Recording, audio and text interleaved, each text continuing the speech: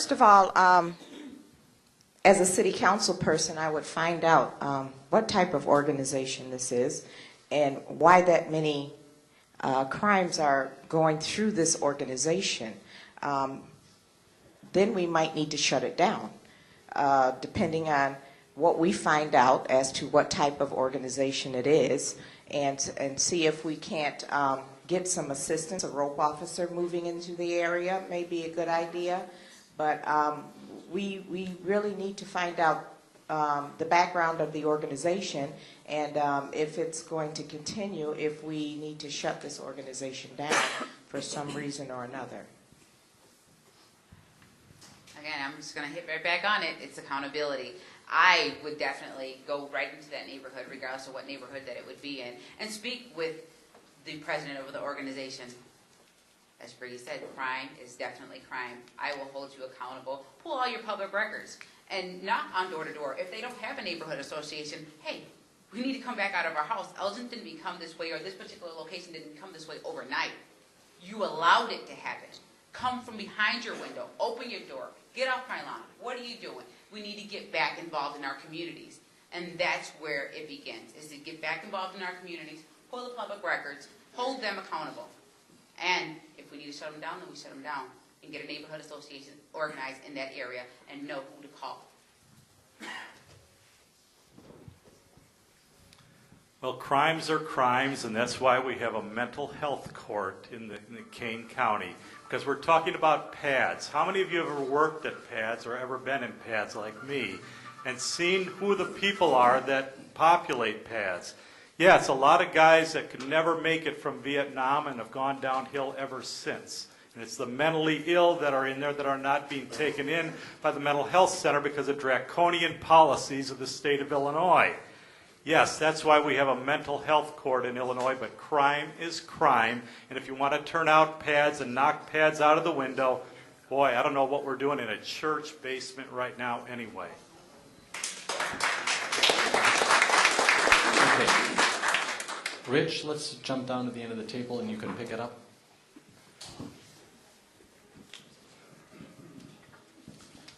Well, I'm not sure we're talking about pads. I think we could be talking about other agencies in town, too, that we might have problems with. But the thing we need to do is we need to first sit down as a city and take a look at what is going on in the community, how this area is affected by that social service agency. Besides the crime issues, are there other issues? Are there code violations? Are there other issues? So we need to first do a little bit of investigation, then sit down with the association and speak with them, identify the problems and issues to them, and set up a game plan with them. And there will be consequences if they don't follow along with the game plan. So set up the game plan, and if they don't comply with the game plan, the consequences would be enforcing the codes on that institution. Similar to what we do at a problem house. You can have their property abated like you could have anything else. We have the codes, we have the ordinances, we need to enforce them. One. Well, based on the information that you just given us, I think that specific issue is related to two of the major goals that we have, the City Council has: safety in the community and neighborhood vitality. And I think that kind of problem has to be approached immediately. I think what I would do is bring to the table the city, the police department, the neighborhood association, and the organization that is challenging the community with those issues. I think it has to be approached that way. It might be an organization that is providing a basic service to this community, then other organizations might not be interested to do. So I think we have to be positive about having a positive approach, like we did at 222 Locust. I mean, we got issues there. We got complaints, we got different things that we needed to approach, and I think we did it the right way, and hopefully it would happen to this organization too. My recommendation would be that the city would sit down, the city, the police department, and the board of directors and administration would sit down and try to find out what's causing the problems.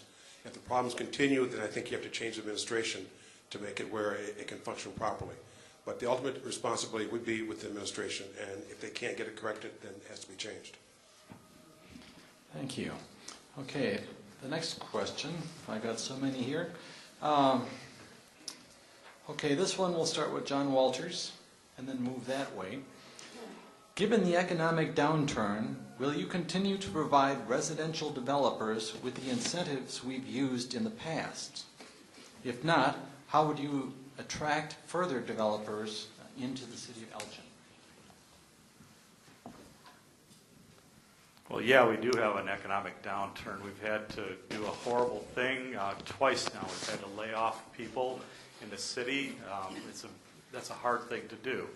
And we've started through management, taking a lot of people out of there, and now we're starting to get to positions where a lot of people are doing 2 jobs that are within the city administration and all through the city, everyone doing that. Incentives will occur downtown for 2 reasons. We still have, first of all, the Riverboat Fund said that money was to be used downtown to revitalize downtown. So we're going to use Riverboat money for that. Also, we have a TIF district downtown where the money has to be used in the TIF district. So we'll continue to do kind of incentives to fix the downtown through those. Any other incentives, boy, there just is not much money in the budget for that. If there is, we need to use it for something else.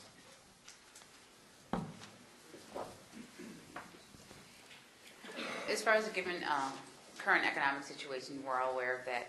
However, in attracting new developers to our area, in the event that it is available through any stimulus money that we do get, I would prefer and stress, along with the council members, that it mixes up affordable housing. And let me clarify affordable housing. Affordable housing is housing that you can afford without any government assistance, along with the retail prices that would be offered in different areas. So I would be in suggestion for it in the event that we review our budget or we get stimulus money, and that would all be in consideration. Giving any kind of discount to any developers would have to be mixed up with affordable housing.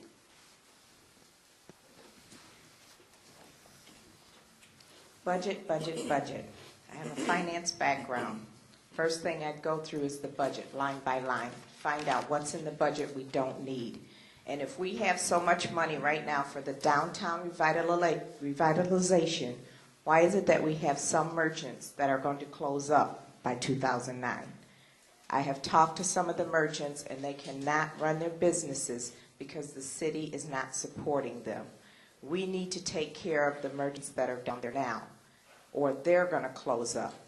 So if we're going to give incentives, we have to first check through the budget to make sure that we are able to give incentives, and then first take care of the merchants that we already have down there, and then work from there.